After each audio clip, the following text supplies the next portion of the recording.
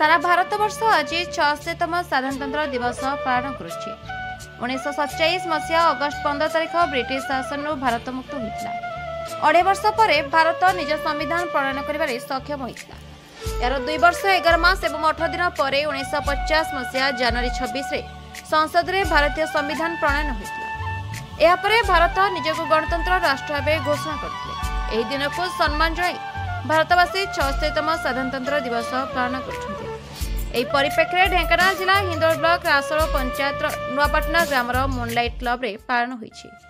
क्लबर सभापति रविनारायण पृष्टि, संपादक वरुण नायक, कोषाध्यक्ष आनंद चरण खुंटिया सहित क्लबर सुभाष दास, कानुचरण पृष्टि, बीरबर पात्र, प्रताप दास, सरोज दास, अंकन साहू, राहुल पृष्टि, सीतुर नायक, अमर खुंटिया और समाजसेवी शिवराम साहू उपस्थित थे। एथे नुआपाटना स्कूल समस्त छात्र छात्री सहित शिक्षक शिक्षयित्री जोग देथिले।